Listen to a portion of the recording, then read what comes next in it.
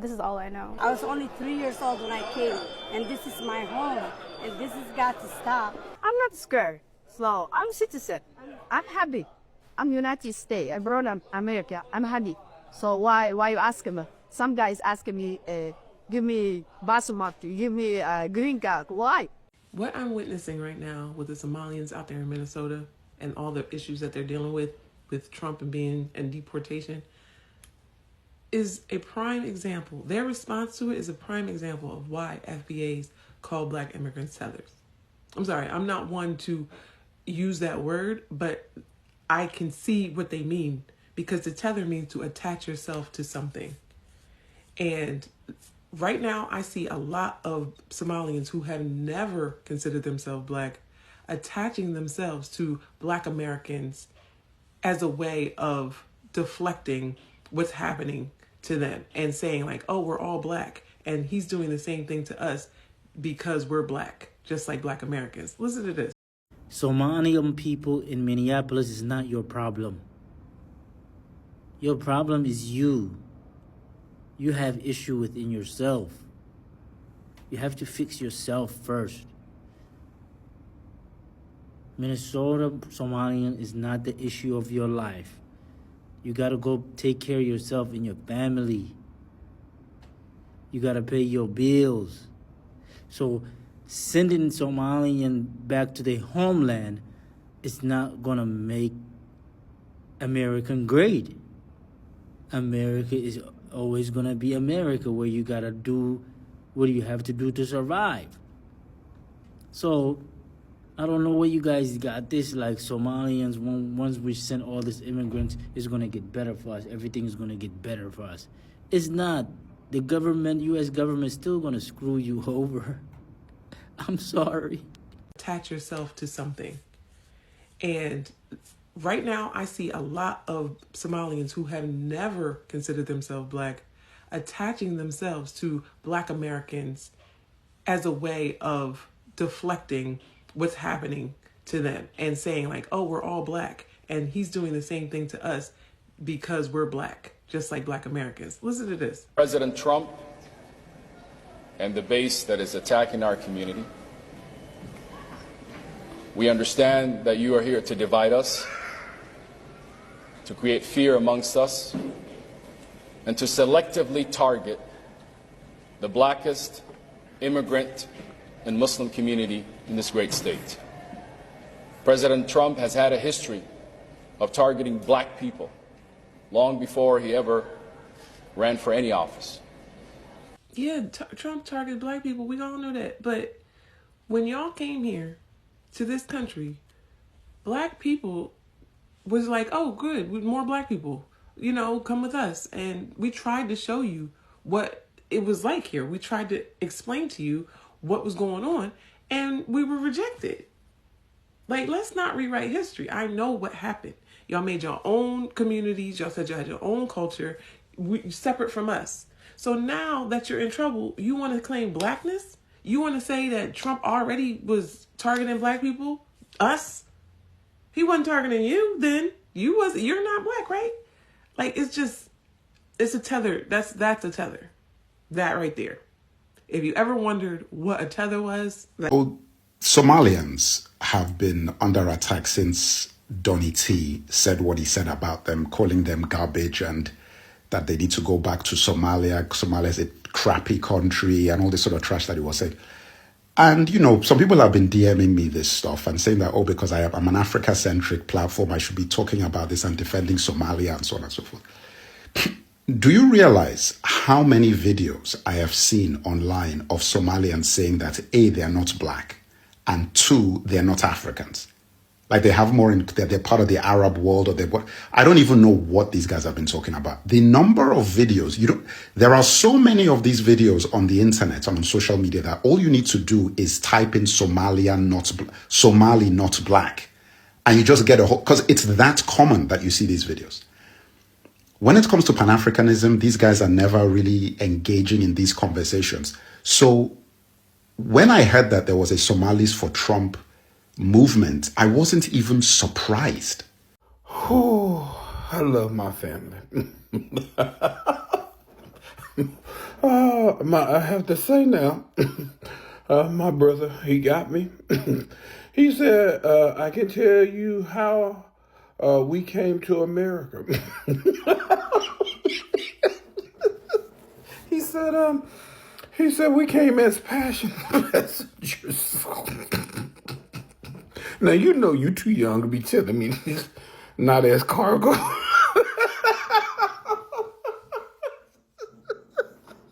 Now, you know you're not right. But I'm going to let you make it. Oh, God. That's a good one there. Let me say, you got me. I got to go. But anyway, you got me. So we did come as cargo. But I got one for you, but I'm not going to do it. I'm going to let you win this one. Y'all have a great day. Somalis are going through a Jared wake-up call. You niggas wanted to call us Jareer. And now y'all having a motherfucking Jareer wake-up call. So what is this term Jared wake-up call? Well, according to this young black American man named Jerry, well, he explained to me that the term Jared wake-up call is the realization that a lot of these non-black American migrants have when they internalize and fully understand that they will be treated the same as a black American. And the reason that this term is so prominently used by people like Jerry is because he himself has said that he's warned so many migrants. Yeah, I've been trying to warn you niggas, bro. How it is in America for a black American and how black Americans get treated in America. And he was just trying to look out for a lot of these migrants that have coming in. And instead of, being appreciative and respectful to Jerry and black Americans in general, a lot of migrants just judge them and, call them lazy and say that they're unable to reach high levels of success. And now with everything going on in America, people like Jerry and the rest of the black community are having this I told you so moment. You should have listened to me. But instead, you're having the Jared wake-up call. And like I said before, this isn't an isolated perspective. A lot of black Americans have come onto my live, Babushko Live, and they've expressed the same sentiment. They've said that they felt unappreciative and disrespected by migrants as a whole. A lot of them even saying that Babushko is the only migrant that they really respect because their platform is better than the whole BET network. But that's a whole nother discussion. Come join my live and let me know what you think about the Jared wake-up call. Honestly, as far as I'm condemning Somalis in one of the videos and but come to think of it, the MAGA meltdown over African immigrants is peak irony, especially Somalis. Yes, because in one way or the other, African immigrants, especially Somalis who are being deported, they have break the stereotype that MAGA depends on. Because MAGA were trying to see black people as dependent, uneducated, as criminals only.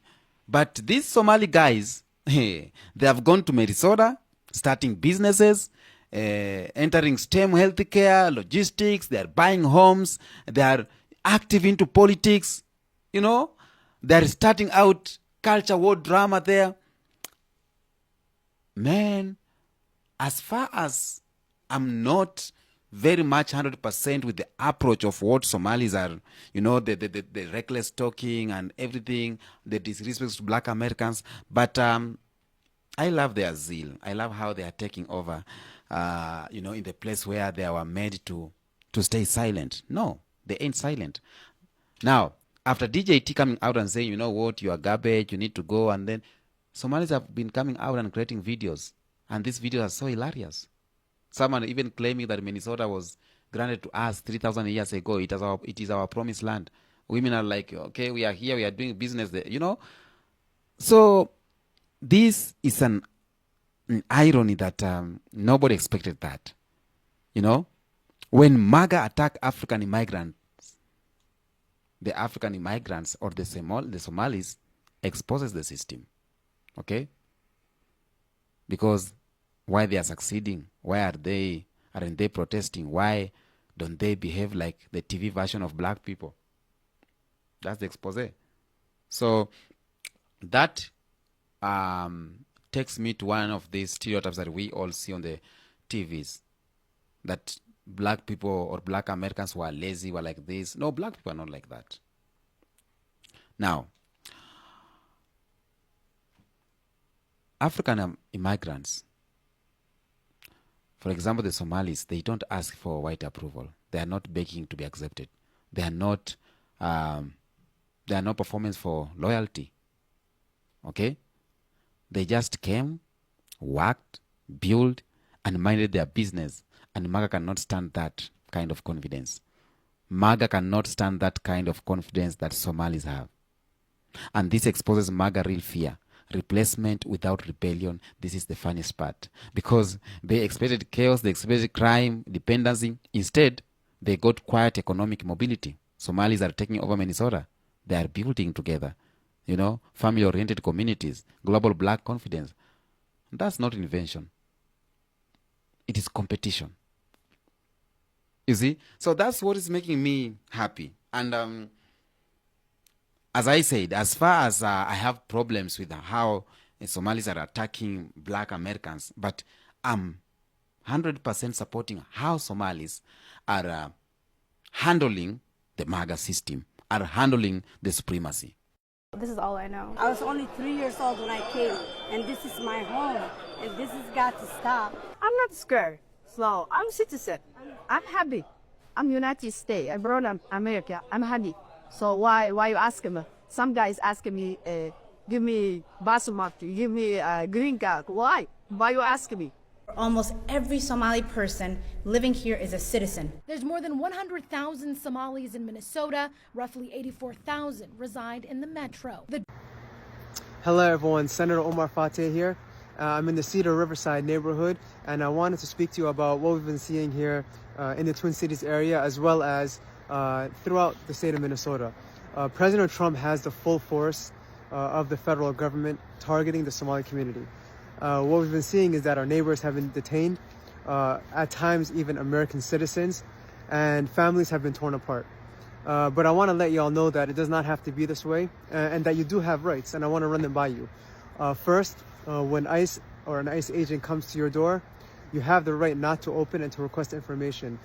You can ask for a judicial warrant that's signed by a judge. If they have a judicial warrant, not an administrative warrant. We saw that play out earlier today in the F building, in the towers behind me, in which an ICE agent came saying that they had a warrant to search the premises. We had Representative Mahmoud Noor, who did a great job in speaking with them and saying that, well, not so fast. You need to have a judicial warrant and not an administrative warrant. And of course, they tried to play dumb and act like they didn't know the rules. But in the end, they left the scene. And so that's what's needed right now. We need people that know their rights. We're having a lot of the boots on the ground organizations do a lot of great work. Folks like MIRAC and Care Minnesota and folks like that have been providing know your rights training, legal counseling and things like that. I'm going to provide a link in this caption for the link tree with a whole host of information about how you can get involved. I had a lot of folks reaching out asking how they can help best support their neighbors, and you can do so in a number of ways. Click on the link tree, get involved with those organizations. I know a lot of neighborhoods and a lot of folks have been forming group chats and on WhatsApp and Signal and things like that, letting folks know where ICE is and how to best support each other and things like that. So now is the time to get involved. In times like this, it's going to take an all hands on deck approach, and so please tap in below. We need to stop this drama between African Americans and Somalis in the States, because I can see both of the arguments.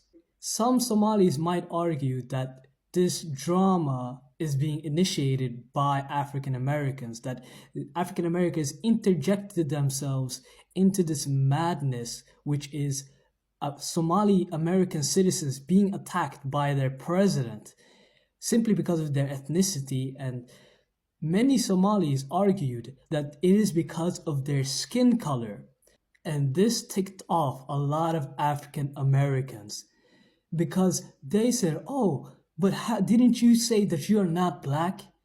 Well, if you're not black, then you can ask for help because someone is attacking you because of your skin color and stuff like that. But one huge difference that we need to understand is that when Somalis say they are not black, they mean culturally, ethnically, they are not black. Or in other words, they don't identify with their skin color, but the rest of the world identifies them by their skin color.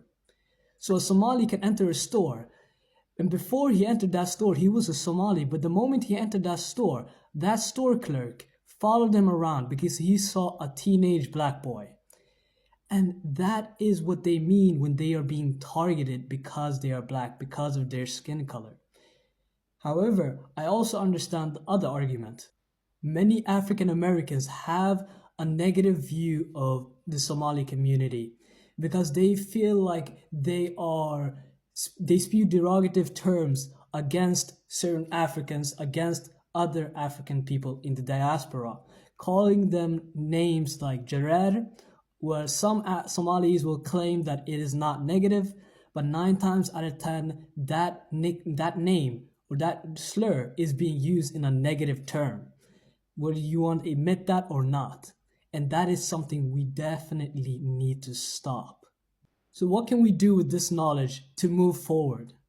Well, African Americans can try to see how other Africans view color and view race from their lenses, and understand that when they mean that they are being treated worse because they are black, it doesn't mean that they identify with the black culture that was made in African Americans in America.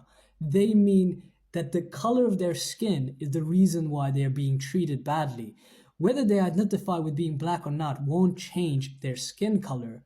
That label was made by racial hierarchy. And one thing Somalis can do is to look at the backlash and the strong reactions they are getting from their fellow Africans, including African Americans, and notice that it is rooted in feeling like they are being insulted or feeling like they are being looked at in a different way by Somali communities. And we have to be honest and really dive deep and say, okay, yes, this is true. There are certain things that are being used in a negative way towards African Americans, and we have to definitely look into that.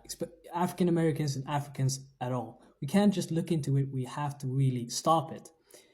So these are the things that we can do to move forward. We accept the president's words.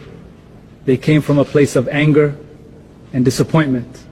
I'm sure many Americans feel the same way. The president was right to let loose his feelings. It shocked us into understanding the severity of the harm our people caused. These criminals betrayed America's welcoming spirit. The scale of these crimes has stained the reputation of American Somalis. America's freedoms allowed us to build a unique community here in Minnesota. In return, we must promise to weed out any evil living among us. This evil came from within our community. And so, as an honorable community, we take responsibility. We must correct this wrongdoing. The only way to regain the trust of this nation is to root out crime, stay humble, and be forever grateful. That's the premise.